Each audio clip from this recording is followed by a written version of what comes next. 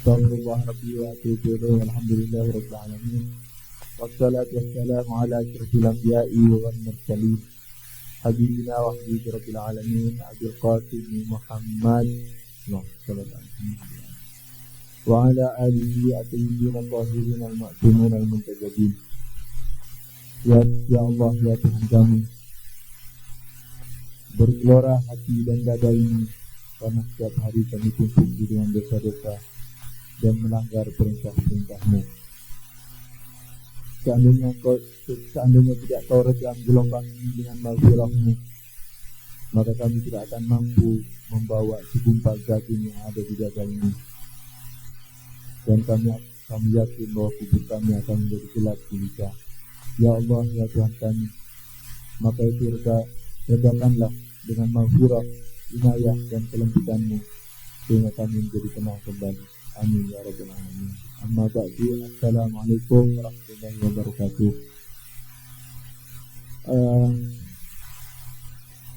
Minggu kemarin kita tidak membicarakan satu masalah khusus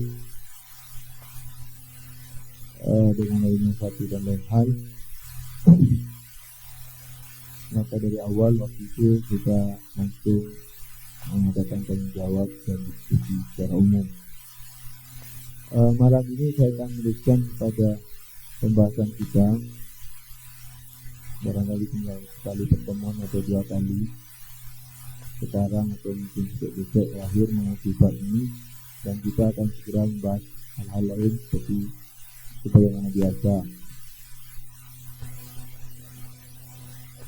Insya Allah kalau ada waktu dan kesempatan kita bersama. Mengenai sifat-sifat Tuhan, beberapa sebagaimana maklum bahwa sifat-sifat Tuhan ini terbagi kepada beberapa bagian, sifat zat dan sifat perbuatan. Tentang sifat zat dan perbuatan dan bagaimana cara bertauhid di dalam keduanya kita telah melewatinya. Kemudian ada pembagian lain, yaitu sifat positif dan sifat negatif. Sifat positif maksudnya sifat-sifat yang perlu ditetapkan, namun kita tidak perlu lupa bahwa penetapan sifat itu dengan kecemasan tauhid sifat. Jadi bukan berarti ketika kita menetapkan sifat berarti sifatnya itu berbeda dengan zatnya. Kemudian yang dimaksudkan dengan sifat negatif adalah sifat-sifat yang harus ditiadakan dari zat Allah Subhanahu wa Ta'ala. Mengenai sifat positif, itu sudah kita lewati juga. Lantaran sifat positif ini nanti yang terbagi menjadi, yang kemudian terbagi menjadi sifat zat dan perbuatan. Malam ini kita akan membahas dengan izinnya sifat negatif. Misalnya tidak buta, tidak bodoh dan sebagainya. Nah, sifat negatif bagaimana yang saya katakan tadi, yaitu sifat-sifat yang harus ditiadakan. Umumnya yang harus ditiadakan dari Allah adalah hal-hal yang berkenaan dengan kekurangan atau lawan dari kesempurnaan. Misalnya bodoh, tuli, lemah, kejam, zalim, ingkar janji dan sebagainya. Tapi kalau kita lihat lebih dalam, sifat negatif ini juga yusnul atau mencakupi sifat-sifat positif.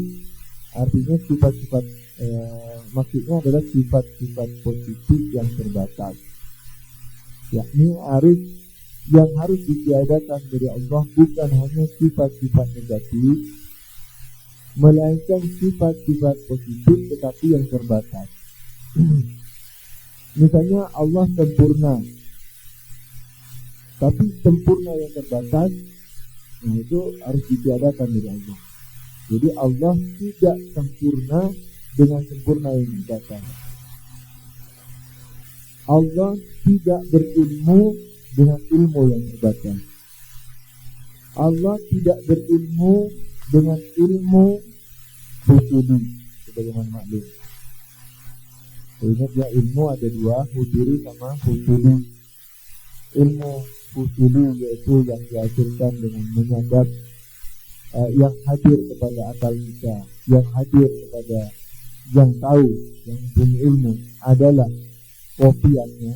Ini bukan hakiki, bukan objeknya secara langsung seperti suara mobil, gunung yang kita lihat, gula yang kita rasakan. Sedangkan huduri adalah objeknya sendiri yang hadir ke atau yang datang ke yang mengetahui, yang alim, yang mengetahui. Nah, Allah tidak mempunyai ilmu huduri. Ilmu huduri itu satu kesempurnaan, cuman kesempurnaan yang terbatas. Lantaran apa? Yang datang bukan hakiki objeknya, melainkan kopiannya, tidak asli. Tempoh hari juga sebagian dari hadirin agak bingung, apakah Tuhan tahu terhadap kita ini, majelis kita secara langsung? Saya katakan tidak. Yakni pengetahuan Tuhan itu lebih tinggi dari ini. Pengetahuan Allah terhadap makhluk tidak langsung terhadap makhluknya, melainkan pengetahuan Tuhan terhadap dirinya. Nah, karena dengan Allah dengan mengetahui dirinya sendiri, berarti dia secara tidak langsung mengetahui makhluknya. Karena setiap sebab memiliki kesempurnaan akibat dengan lebih sempurna lagi. Nah, Allah sebagai sebab dari seluruh makhluknya, berarti dia memiliki seluruh kesempurnaan makhluknya dengan yang lebih sempurna lagi. Dengan demikian ketika Allah mengetahui dirinya, berarti dia mengetahui makhluknya, tetapi dengan pengetahuan yang lebih tinggi lagi. Maka dari itu Allah tidak mengetahui secara langsung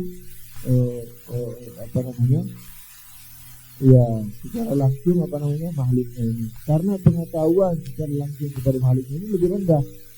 Jadi bukan kita berarti menjelekkan Allah ketika kita mengatakan bahwa Tuhan tidak mengetahui secara langsung sesuai dengan keadaan makhluknya. Dia mengetahui dengan pengetahuan yang lebih tinggi lagi. Jadi pengetahuan terhadap makhluk secara langsung, misalnya sebagaimana kita mengetahui ilmu-ilmu baik huduri atau huduri, tetapi yang di dalam pengetahuan kita itu terpetak-petak. Ilmu matematik sendiri, ilmu fisika sendiri, ilmu logika sendiri, ilmu filsafat sendiri, ilmu sejarah sendiri, ilmu ini sendiri, itu berarti mesti terpetak-petak. Tapi kalau ilmu itu sampai pada suatu tingkatan di mana tidak ada petak lagi, jadi logikanya tidak terbatas, ininya tidak terbatas, matematiknya tidak terbatas, semuanya tidak terbatas. Maka dengan dalil karena ketidakterbatasan tidak mungkin melebihi satu, maka pada hakikatnya satu. Nah, jadi pengetahuan yang seperti kita ini, yang terpetak-petak ini, yaitu yang mengetahui objek secara makhluk ini secara langsung, itu berarti pengetahuan yang rendah. Nah, ketika kita menafikan ini dari Allah, berarti kita menyanjung Allah, bukan berarti merendahkan Allah. Nah, dengan demikian maka ketika kita menegatifkan sesuatu yang negatif dari Tuhan atau sesuatu yang sempurna tapi terbatas dari Tuhan, berarti kita telah mempositifkan terhadap Tuhan. Karena menegatifkan negatif berarti menetapkan satu kepositifan. Allah tidak bodoh. Nah, ketika kita menegatifkan sesuatu yang negatif, berarti positif, berarti Allah alim. Allah tidak misalnya mempunyai ilmu yang terbatas, berarti mempunyai ilmu yang tidak terbatas. Dan Anda waktu itu masih ingat bahwa ilmu Tuhan itu adalah Tuhan. Jadi ilmu Tuhan yang tidak terbatas itu hakikatnya Tuhan itu sendiri. Jadi Tuhan adalah Tuhan, Tuhan adalah ilmunya. Tidak ada beda antara ilmu Tuhan dan diri Tuhan dan zat Tuhan. Dalam teologi Jalil Ben harus menggunakan akal. Sehingga apa? Kalau kita kembali ke Quran, tidak kembali kepada huruf-hurufnya, tidak kembali kepada lahiriah daripada bunyi Al-Quran. Karena kalau kembali kepada lahiriahnya berarti kita akan jadi sesat. Misalnya Bismillahirrahmanirrahim itu sudah trinitas. Kalau dikatakan bahwa Allah bukan Rahman, Rahman bukan Rahim, Rahim bukan Rahman, Rahim bukan Allah, Allah bukan Rahman, Allah bukan Rahim, kemudian menyatu menjadi satu, berarti trinitas. Dan di Quran ada 100 nama yang dikenal misalnya dengan Asmaul Husna, berarti 100 trinitas. Nah, ini lebih kejam daripada sekedar trinitasnya Kristen, lebih sadis, lebih sesat. Nah, ini tidak mungkin begitu. Jadi harus kita kembali kepada apa yang dikatakan Tuhan dalam surat Al-Baqarah itu, Alif Lam Mim zalikal kitabul la raiba fiih. Alif Lam Mim itulah kitab yang tidak ada keraguan di dalamnya. Allah mengatakan itulah kitab. Jadi itulah, carilah yang itu. Jangan cari yang ini. Kalau kamu cari yang ini, kamu tidak akan dinaungi dalam siratal mustaqim. Salah satu daripada lahiriah Quran ini yang sering dipakai oleh orang-orang untuk menyatakan bahwa Tuhan itu dilihat di surga, ayat ini yang berbunyi a'udzubillahi minasyaitonir rajim, ila rabbiha nazira. Ya, ila rabbiha nazira, wujuhu yawma idzin nazira ila rabbiha nazira. Pada hari itu wajah-wajah mereka ini bercahaya, kurang lebih itu bercahaya, berseri, dan kepada Tuhannya melihat. Itu arti letterleknya. Ila rabbiha nazira, ila ke rabbiha Tuhannya, nazira melihat. Jadi kepada Tuhannya melihat. Ini ayat yang dipakai oleh mereka. Nah, kalau kita gunakan secara akal jelas tidak mungkin seperti tadi. Banyak sekali alasannya. Kalau kita juga pakai Al-Quran, juga ada suatu penafian. Misalnya, laisa kamitslihi syai'. Sifat laisa kamitslihi syai', yakni dia tidak serupa dengan siapapun, tidak sama dengan siapapun. Itu terjemahan sederhana ya. Sebabnya kalau terjemahan filosofinya laisa kamitslihi syai' itu tidak ada yang menyerupai sepertinya. Itu. Jadi bingung. Tidak ada yang menyerupai sepertinya. Jadi kalau sepertinya aja tidak ada yang menyerupai, apalagi sepertinya, berarti tidak ada. Gitu loh. Hanya ke Tuhan. Tidak ada yang menyerupai sepertinya. Jadi kalau ada sepertinya saja, tidak mungkin diserupai. Gitu. Apalagi tidak ada sepertinya. Jadi bayangannya aja nggak bisa disamain, gitu. Apalagi orang yang umpama orang. Bayangannya aja kuat. Kamu bulat sama bayangannya itu kalah. Apalagi sama orangnya. Bayangannya dia kuat. Aku lihat umpamanya sedikit. Jadi tidak ada yang menyerupai sepertinya. Nah, sifat itu apa di dunia saja? Tidak dong, di dunia dan di akhirat. Nah, kalau Tuhan itu dia nanti di surga dilihat, berarti sama dengan kita kalau kita masuk surga. Sama dengan bidadari, sama dengan pohon-pohon yang kita lihat di surga, rumah-rumah, ini ya, telaga-telaga air susu dan sebagainya, itu kita lihat dan Tuhan bisa dilihat. Dengan demikian maka sama, berarti tidak beda jadi dengan makhluknya. Padahal Tuhan bersekamsilika mukhalafatun lil hawadith. Kemudian yang kedua di ayat Quran juga ketika Tuhan mengatakan Nabi Musa AS mengatakan Allahumma arini anzur ilaik, tunjukkan dirimu, aku akan melihat. Itu sebenarnya bukan doa Nabi Musa langsung yang saya pernah ketahui, melainkan mewakili umat Israel, Bani Israel. Jadi sebab Bani Israel ini kalau tidak melihat itu nggak yakin. Jadi kalau tidak melihat nggak yakin. Iya. Jadi mereka minta kepada Nabi Musa, ya Nabi Musa minta dong sama Tuhanmu supaya dia menampakkan diri sehingga kami yakin. Nah, maka Nabi Musa untuk meyakinkan mereka minta kepada Allah walaupun tahu ini tidak mungkin.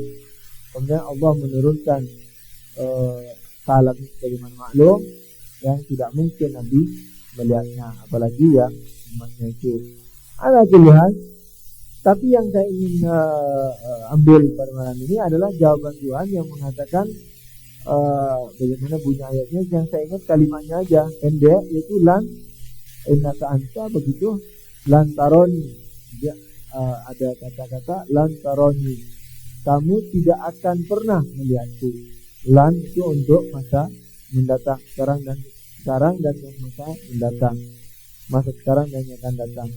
Jadi lan taroni, kamu tidak akan pernah melihatku. Itu juga yang termaksud dalam Al-Quran. Nah, kalau tidak demikian, terus apa arti ayat itu? Ini ila rabbiha nazira. Yang pernah saya pelajari ada dua makna atau dua penafsiran. Yang pertama adalah ila itu bukan huruf, bukan harf. Artinya bukan kata bantu kalau dalam bahasa Indonesia. Kata bantu yaitu ke, di, dalam. Gitu. Ini bukan kata bantu, melainkan kata benda. Nah, artinya adalah nikmat, kenikmatan, dan dia adalah mufrad. Ini tunggal, jamaknya ala. Dalam Al-Quran, fabi ayyi ala'i rabbikuma tukadziban. Nikmat-nikmat Tuhan yang mana yang kamu akan mencari? Jadi itu jamak, mufradnya ila. Jadi ila rabbiha nazira maksudnya nikmat-nikmat Tuhan yang mereka lihat. Tuhan pada nikmat-nikmat Tuhannya mereka lihat, atau dia lihat. Jadi dia melihat nikmat-nikmat Tuhannya. Di dunia dan di akhirat. Ini makna yang kedua sebelum saya jelaskan jauh. Ila rabbiha nazira itu ada kata yang terbuang, seperti sudah makan. Sudah makan maksudnya makan nasi, dengan karena sudah jelas tidak dikatakan, terbuang. Sudah, ini maksudnya saya sudah makan nasi, saya dibuang, makan nasi dibuang, dengan sudah. Dalam bahasa Arab juga seperti itu. Yang jelas itu kadang-kadang tidak disebutkan seperti ini, ila rabbiha nazira, yakni maksudnya kepada Tuhan yang melihat, maksud kepada nikmat-nikmat Tuhannya. Ini ada yang kata yang terbuang, itu nikmat. Ila nikmati rabbiha nazira, kepada nikmat Tuhannya dia melihat. Jadi ada kata nikmat yang masuk atau terbuang. Yang kesimpulannya kedua-duanya adalah kembali ke nikmat. Kalau dikatakan bukankah di sini kita melihat nikmat? Memang, tapi dengan pengetahuan atau dengan ma'rifah yang sangat penting. Kita sangat bersyukur kalau kita dapat makan ayam. Kita sangat bersyukur kalau kita misalnya punya istri cantik. Kita sangat bersyukur kalau punya rumah mewah. Kita sangat bersyukur sampai nangis syukurnya kalau punya baby boy. Kita nangis sampai sujud itu kalau bersyukur sama Tuhan, misalnya karena punya rezeki 5 juta. Kalau itu apa itu salah? Benar, siapa yang bilang salah? Tetapi saya mau tanya, 2 rakaat sholat mana lebih afdal ketimbang seluruh harta atau bahkan seluruh isi dunia ini? Kalau dikatakan 2 rakaat sholat lebih afdal dari seluruh isi dunia, termasuk 1 miliar dividend, termasuk 1 miliar rumah mewah, termasuk 1 miliar semuanya, ganti dan sebagainya. Sudah sejauh mana kamu bersyukur kepada sholatmu misalnya. Kalau sholatnya alhamdulillah gitu saja, ya enteng-entengan, ini dan syukur ulil adab. Misalnya enggak misalnya, tapi sebenarnya begitu dalam akhlak. Jadi cuma tidak mau masuk ke akhlak ini, artinya akhlak yang agak tinggi karena saya juga bukan ahli akhlak, yang sekedar mengetahui saja, amalnya barangkali belum, jadi rata-rata dulu. Jadi akhlak yang terendah itu menjauhi yang haram dulu semuanya dan melakukan yang wajib semuanya. Itu aja dulu. Itu sudah surga kalau berhasil itu. Alhamdulillah ya. Enggak terasa. Alhamdulillah. Kita dulu mencari koma tidur. Ini bisa koma yang jadi. Jadi kalau kita tahu misalnya nilai dari dia, kenapa kita tidak bisa bersyukur sejauh itu? Karena 2 rakaat sholat itu tidak kita melakukannya tidak benar dan kita nggak tahu siapa itu dia. Tapi kalau kita tahu 2 rakaat sholat ini, pasti kita akan syukur lebih dari semuanya itu. Bahkan kalau kita tahu nilai rumah mewah dan bermiliar di dunia itu, barangkali istighfar dari Tuhan yang banyak. Sebab itu ujian. Jadi orang yang dikasih harta jangan senang-senang, itu ujian. Sebab kamu mau jadi budak Tuhan atau tidak? Kalau mau menjadi budak Tuhan, ini hamba Allah. Yang namanya budak punya kuasa enggak sama yang misalnya seperti pembantu lah yang masih lebih tinggi dari budak derajatnya. Pembantu ketika kita kasih 5.000 untuk belanja, itu uang jatah. Uang tuannya apa uang pembantunya? Uang tuannya. Gak mungkin pembantunya dia seenaknya beli es krim di jalan, pulang digampar dipecat, dipotong bayarannya bulan depan. Ya. Apalagi budak tidak punya kekuasaan apa-apa. Nah berarti yang tidak memiliki harta sedikit harus bangga, jadi senang, tidak diberi hijab oleh Allah Subhanahu wa Ta'ala. Sedangkan yang diberi diuji itu sejauh mana sudah keluar zakatnya, kalau sini sudah keluar humusnya, dan tunggu kan dan semuanya. Alhamdulillah dan begitu juga yang lain-lain. Nah kalau kita melihat 2 sholat itu dengan kacamata yang hakiki, wah kita tidak akan pernah melupakan syukur yang begitu hebat terhadap ini. Nah dengan demikian maka apa? Sallu ala Nabi Allahumma shalli ala Muhammad wa ala Muhammad. Jangan lupa berjaya sallu ala Nabi Allahumma shalli ala Muhammad wa ala Muhammad. Jangan kasih jangan ketahuan. Sallu ala Nabi Allahumma shalli ala Muhammad wa ala Muhammad. Setelah kita adakan break, saya lanjutkan sedikit saja, nanti kita akan menjawab atau perdebatan. Dari titiknya sudah ketemu saja. Titiknya belum ketemu di bayangan, jadi nanti mau ditarik. Alhamdulillah. Kembali kepada tadi, bila Rabbiha Najirah, ini kepada nikmat yang melihat. Tadi kan saya katakan bahwa di dunia ini juga melihat nikmat. Cuma penglihatan kepada nikmat ini justru yang kita lihat nikmat-nikmat yang sebenarnya itu apa ya? Kalau merakbal apa ya, sampah gitu. Bukan sampah ini ya kata Morgana ya, betul. Lipstick juga. Kita mau muji orang, tapi sebenarnya lipstiknya yang dipuji. Lipstiknya merah namanya. Ya ini kan bukan muji orangnya, tapi muji lipstiknya. Sebab dunia ini juga disebut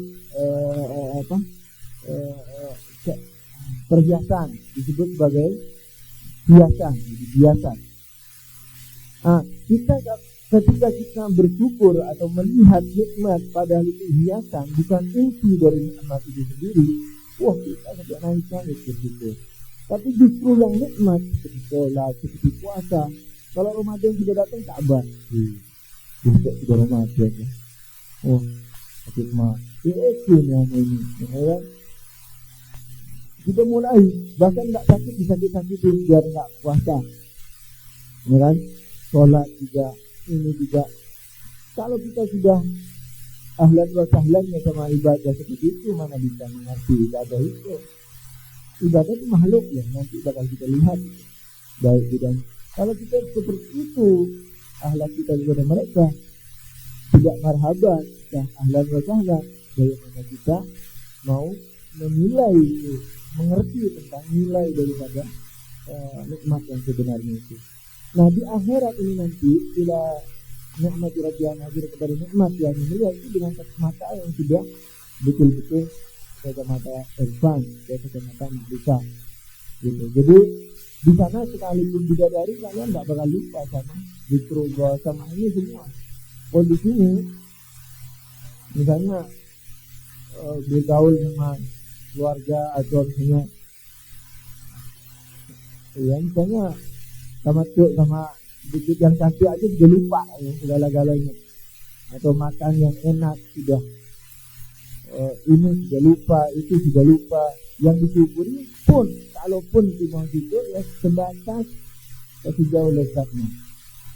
Maka itu kalau kita dapat rezeki tapi kita sakit, kita nggak syukur. Ada ayam itu kepul-kepul karena nggak selera, nggak ada syukur. Tapi kalau selera di mata alhamdulillah larinya ya kan? Tapi kalau lagi nggak selera, sekalipun dapat nggak ada artinya, ya kan? Terus datangnya angin, syukurnya nggak ada. Nah di akhirat itu nanti, sekalipun kita dalam kenikmatan yang luar biasa, itu justru pengetahuan kita sudah tidak begitu. Artinya kita apa ya? Semacam makan dan minum itu semuanya seakan-akan hanya sebagai akan syarat daripada kehidupan gitu. Tapi hati dan nuraninya selalu dalam cahaya ilahi, naungan cahaya ilahi, dan dalam keadaan irfan penuh. Jadi nggak ada istilah lupa lagi, apalagi kita maksiat. Itu ya barangkali saya tanyakan di dunia nikmat kok di situ juga enggak nikmat gitu. Ada seperti ini, nikmat yang ada di dunia nggak ada artinya dibanding surga. Nanti kita kaget tuh, bu, ini barisan apa ini? Kok panjang sekali? Ini barisan bidadari. Untuk siapa? Ya, untuk kamu. Masa? Kok bisa? Iya dulu waktu kamu masih orang kafir, waktu itu dia memang orang muslim, malamnya tahajud,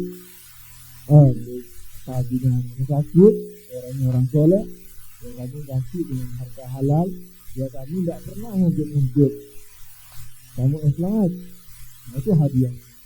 Ya Allah, 50.000 dapat sekian, satu barisan, satu peleton bidadari. Iya, ya Allah, gitu. Jadi betul-betul melihat nikmat itu, lezat. Jadi sholat sedekah itu nampak, kalau sekarang sholat itu nggak nampak, besok lebih nampak. Ini kan kita termasuk orang di sana. Jangan sampai orang yang berenang-renang di tanahnya atau leburan timah dan lainnya, kalau renang-renang di situ gitu. Oh apa ini? Oh ini dulu kamu yang misalnya apa namanya budaya orang, jadi api neraka, yang gunjingnya orang lah, yang ini wailul itu lumazatin lumaza, neraka jahanam lah bagi orang yang humaza dan lumaza. Saya antara lumaza humaza ini agak lupa, tapi artinya dua itu artinya satu menggulung, satu gini isyarat. Jadi kalau kita berempat, satu itu ya mengejek dengan isyarat, satu itu berkata yang apa gitu yang kebodohan atau ya yang ini. Orang yang berkata misalnya tidak pakai ilmu atau apa ya, orang yang bodoh kan kalau ngomong itu kan orang bodoh kan apa namanya banyak salahnya. Nanti kita sama teman yang lain itu yang 2 orang aja atau 1 orang di antara 4 orang itu ngejek pakai isyarat mata, cara ngedul pakai ini, banyak kita sering gitu aja. Nah itu diancam neraka oleh Allah Subhanahu wa Ta'ala. Wailun, jahannamlah bagi orang yang tidak menggulung dan memberikan cara-cara seperti itu. Nah gunjung ini sekalipun dosanya besar, misalnya zina. Tapi kalau zinanya itu di kamar, pokoknya tidak ada bukan sepatunya ya. Misalnya sembunyi sudah, dan orangnya ini banyaklah syarat-syaratnya walaupun kemudian diumumkan dilihat itu ternyata zina dia dibongkar itu dosa-dosa besar. Sekalipun yang membongkar dosa orang itu kalau dosanya dilakukan secara sembunyi-sembunyi, syarat-syaratnya ya banyak. Enggak, syarat-syaratnya orang yang tidak boleh dijunjung itu banyak. Di antaranya melakukan dosanya itu sembunyi-sembunyi. Kemudian di antaranya lagi kita tidak ada perlunya cerita sama orang, kecuali kalau perampok jadi ya, itu perampok dia, itu nggak apa. Misalnya itu penipu jadi nggak apa. Nah, ada lagi yang syarat-syarat yang lain. Nah, tapi kalau melakukan dosa di tempat umum itu ada juga. Kalau kuliah itu tidak sekedar contoh ya, kayak lalu itu lihat itu macam ini. Kita sudah direndam di neraka, tanya apa ini? Dulu yang matamu gatek kecil satu yang karet banyak yang masih isyarat. Nah ini hadiahnya saudara. Nah itu bilang menjalin. Tanya enak itu. Yang dosa-dosa ini biasanya yang enak-enak ala kulihat kita ada jawab atau masalah yang itu diharapkan. Kalau ala Nabi sallallahu alaihi wasallam.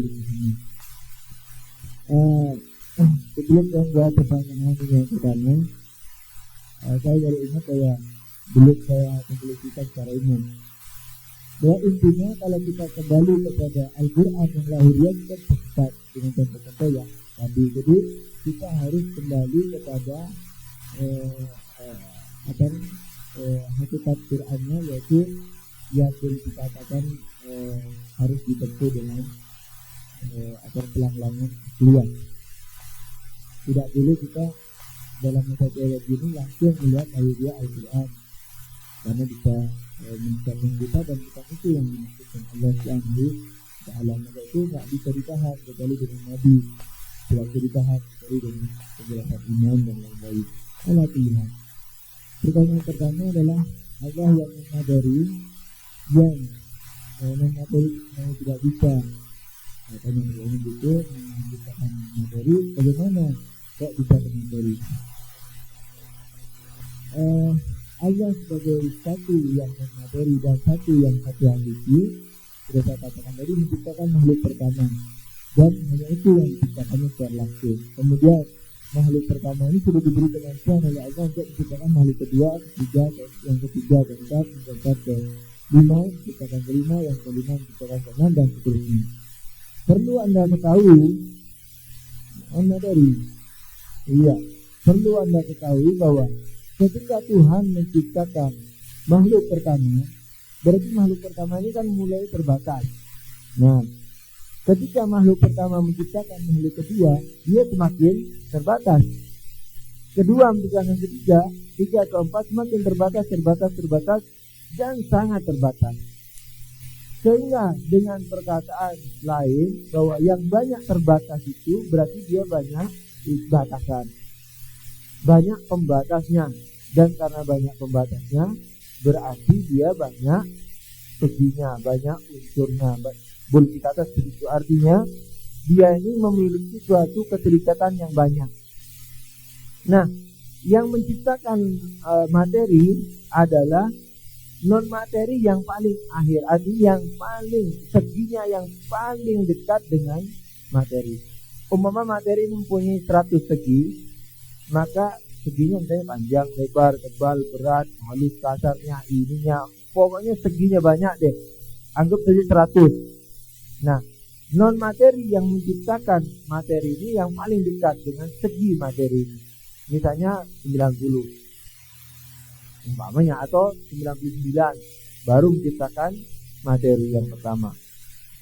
Nah, non materi atau yang biasa disebut dalam filsafat intelijen atau akal. Intelijen bukan akal kita ya, namanya dia intelijen, makhluk materi ini. Nah, yang menciptakan materi itu biasanya disebut aklul fa'al, ya, intelijen yang berbuat pelaku. Maksudnya pencipta daripada materi secara langsung. kemudian materi kedua berproses seperti proses manusia orang seperti itu. Nah, sebagian filsuf mengatakan non materi yaitu akal atau intelijen ini berjumlah 10. Baru yang ke-11 itu materi. Tapi banyak juga filsuf seperti Alam Sadaqadai yang tidak mengikat 10. Terserah berapa saja, yang penting dia unsurnya paling dekat dengan keceritakannya lebih paling dekat dengan materi. Jadi kalau materi sangat terikat, ini sangat ingin satu.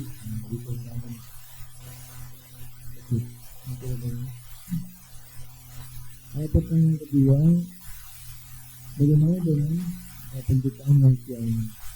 Apakah karena manusia mengandung rohani dan jasmani? Apakah Tuhan bilang pemerintahan antara di Quran punya Allah mengatakan mengatas tujuh menjadi anggap saja artinya tunjukkan padanya dari waktu. Nah, kalau ini juga mau diambil terlek sebenarnya, tapi rohnya pindah juga dibagi-bagi rohnya. Allah pilihan nanti kita lihat. Tapi saya tidak bisa menjawab dengan begitu terkunci. Juga minta maaf ada keterbatasan saya. Cuman yang saya ketahui bahwa roh itu baru ada setelah adanya materi. Jadi yang saya pernah ketahui bahwa roh itu baru ada setelah materi dalam perut ibu itu bersiap. Gitu. Jadi adanya sebelumnya nggak ada. Kan ada teori yang mengatakan bahwa roh ini dulunya diciptain dulu gitu, baru nungguin jasmaninya. Itu tidak begitu. Tapi saya tidak bisa menjelaskan lebih jauh. Sebenarnya kurang lebih waktu saya masih dari sedikit belajar itu sudah hilang. Jadi yang seingat saya adalah bahwa roh itu baru ada setelah siapnya jasad ke dalam tubuh. Dan jawaban yang pasti mengenai turun langsung yang jelas tidak. Yang jelas yang turun langsung hanya akal pertama. Itu aja. Kemudian teori Farabi yang tadi itu berpikir Tuhan langit 1, langit 2 itu sebenarnya sekarang sudah kurang lebihnya tidak diterima. Karena waktu itu falak itu dikenal hanya 10. Tapi sekarang kan sudah miliaran. Satu kelompok galaksi aja sudah 100.000 ya. Padahal sementara sekarang ini orang menemukan ada 7 galaksi atau kelompok galaksi yang setiap kelompoknya minimal 100 juta atau 100.000. 100 miliar ya. Lagi 100 miliar. Berarti ada 700 miliar. Jadi sudah bukan 7 akhlak lagi. Iya. Yang saya pernah tahu ada 7 kelompok galaksi, yang satu kelompoknya itu 100 juta atau 1.000 dari Pak Ilu itu SPM-nya. Nah ini jadi otomatis dari Farabi tadi harus diperbaiki lagi. Nah, filsafat itu hanya memberikan rumusnya. Jadi kalau salah penerapannya itu belum tentu salah rumusnya. Jadi kalau A tambah A, dia A gitu. Kalau kita menyangka bahwa telur itu A, kemudian kita menyangka bahwa misalnya kambing itu A, maka misalnya telur tambah kambing jadi 2 telur. Kan hanya jadi keliru kan. Mestinya 2 telur atau sebab A tambah A, dia A. Namanya. Sekarang kita kira telur A, kita kira kambing A. Telur tambah kambing jadinya 2 kambing atau 2 telur, kan keliru. Nah, tetapi apa rumusnya keliru? Tidak, A tambah A tetap 2. Misalnya seperti itu. Jadi rumus-rumus universal. Ala pilihan. Kemudian pertanyaan kedua, mengatakan bahwa ini sebenarnya pertanyaannya itu dari Ghazali, walaupun karena juga belum tentu benar, tapi yang dia pahami bahwa Ghazali mengatakan bahwa Tuhan mengetahui disiat itu secara langsung. Maksudnya juz'iyat ini setiap eksistensi itu diketahui secara langsung, tidak global. Sebenarnya mengenai pemikiran global atau setiap individu diketahui atau secara global diketahui dan secara individunya tidak diketahui, itu berbagai alasan. Dan sebenarnya yang saya maksud bukan yang itu, bukan yang pengetahuan global terhadap inti. Begini, kalau Tuhan mengetahui secara langsung tentang seluruh individu ini, berarti Tuhan proses. Sekarang saya mau tanya, kalau Tuhan mesti tahu secara individu sebelum ada pertemuan kita, Tuhan tahu nggak ada pertemuan? Mestinya nggak tahu. Nah iya, kalau ilmunya itu juga kepada yang terinci itu begini, tahu kepada masing-masing individu. Dan kalau tidak ada individunya ya nggak ada objeknya, nggak diketahui. Betul. Jadi kalau Tuhan kita katakan mengetahui setiap objeknya individu ini, berarti Tuhan berproses. Sebab sebelum ada individu, Tuhan nggak tahu. Nggak tahu sebelumnya. Nah, buat apa tahu individu kalau sudah tahu sebelumnya? Berarti dia tahu secara tidak individu, secara universal. Oke. Memang Tuhan tahu terhadap makhluk ini, cuman tidak pengetahuannya itu tidak seperti kita, gitu. Tidak pengetahuan langsung seperti kita. Namun saya terangkan tadi bahwa pengetahuan Tuhan itu lebih mulia dari kita. Sebab Tuhan bakal tahu sebelum ada pertemuan ini, tapi kita nggak bakal tahu. Nah kalau Tuhan dituntut tahunya seperti kita, tahu kepada individu seperti kita, berarti Tuhan nggak tahu sebelumnya.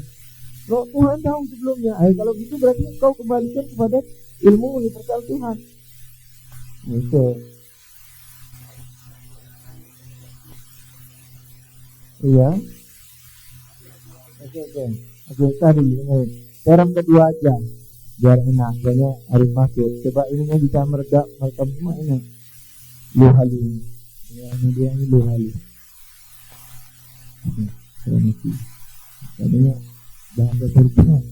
Ala keluhan. Kalau bertanya di Bangkalan.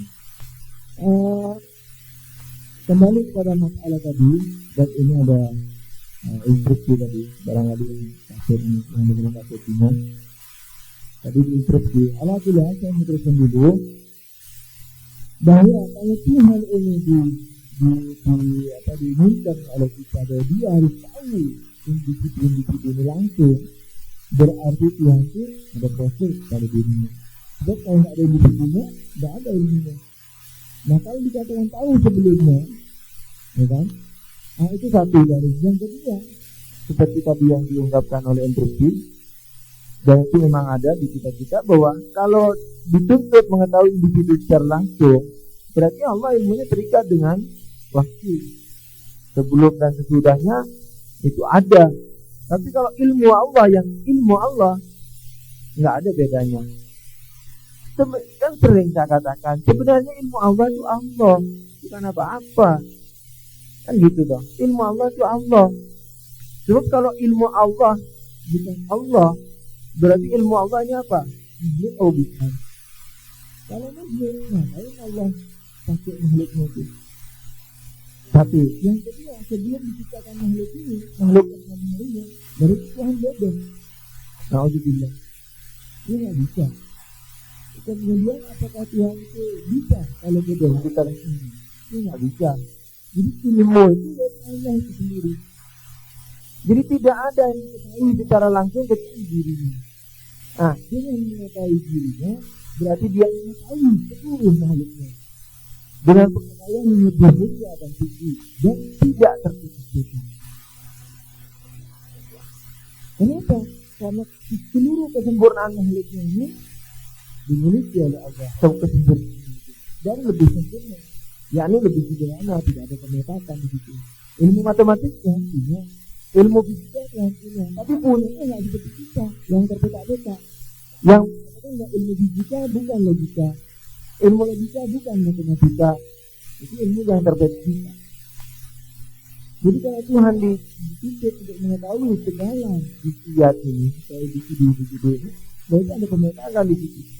Ilmu Allah tentang api ada, ilmu Allah tentang es ada. Berarti ada peta di situ. Kalau ada peta ada unsur. Kalau ada unsur ada rangkaian, berarti dia perangkat, dia merupakan akibat daripada rangkaian itu. Nah, ilmu Tuhan itu.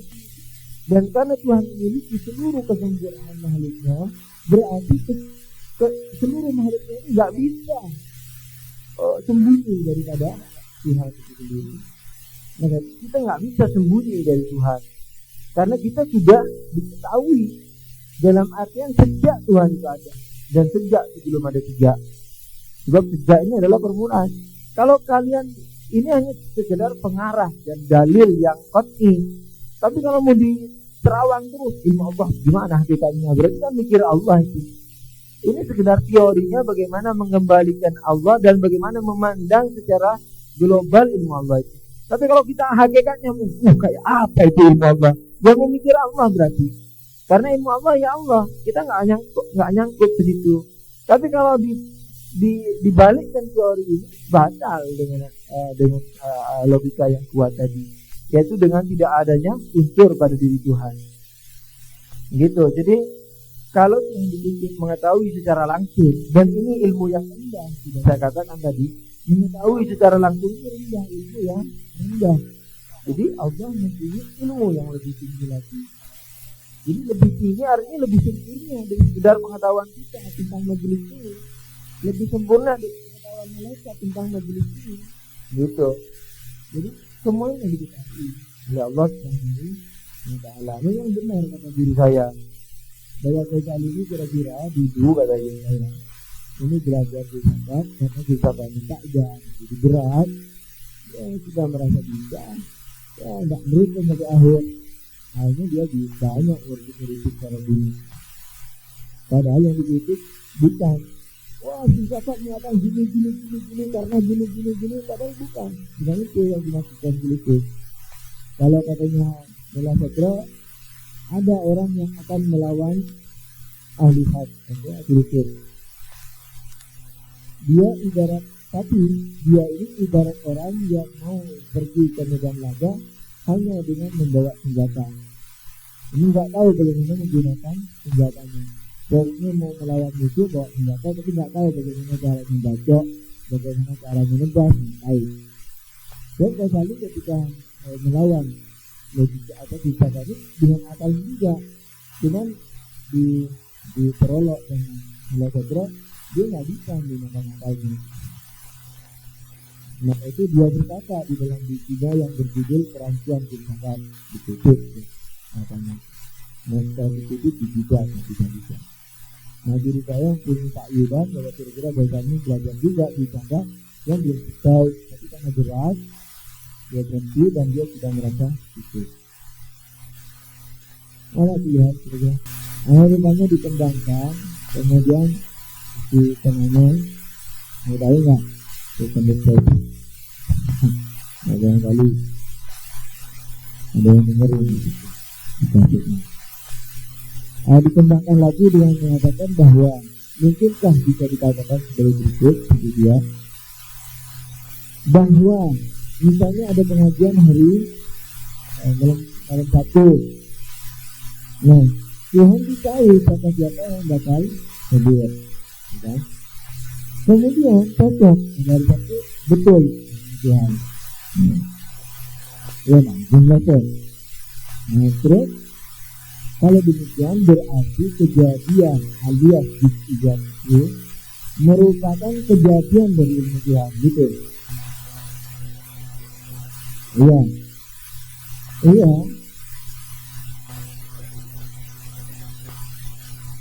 Iya, jadi itu merupakan kejadian dari ilmu Tuhan, kemudian yang juga diketahui oleh orang-orang. Oke, saya mau tanya sekarang.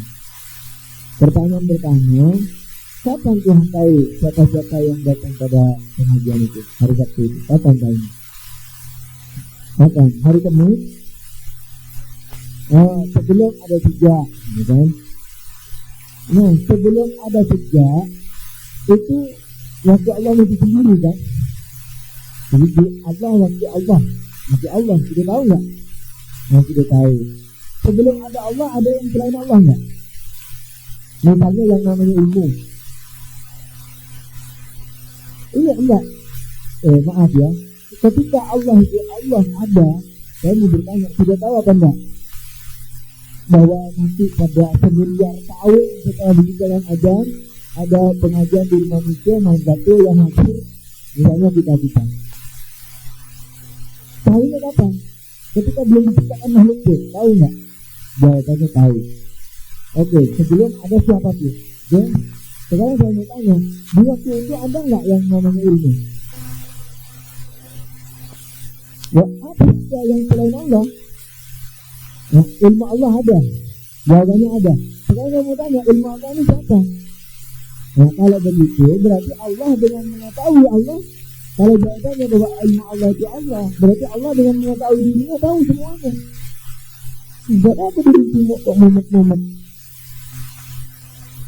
Enggak, bukan ilmu Allah itu. Jadi bukan dari ilmu Allah tepat atau enggak tepat, enggak ada istilah itu.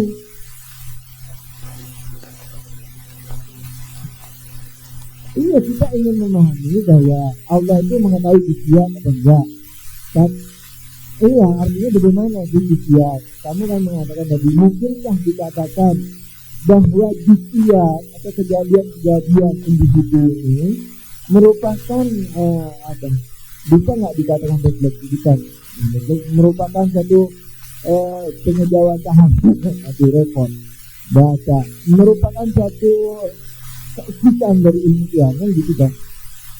Nah, saya mau tanya sekarang, kapan Tuhan tahu? Sesudah ada makhluk apa sebelum? Nah, adakah waktu itu yang namanya ilmu Tuhan sekalipun? Tidak ada. Yang Tuhan tidak ada, sekarang tidak ada. Ya Tuhan itu sendiri. Ya tidak, apakah kejadian ini merupakan kejadian dari zat Tuhan? Yang tidak. Berarti Tuhan tidak ada hubungannya dengan kita. Ilmunya pun tidak ada hubungannya, karena ilmunya adalah dirinya. Jadi tidak Tuhan dengan mengetahui dirinya tahu dirinya. Gitu.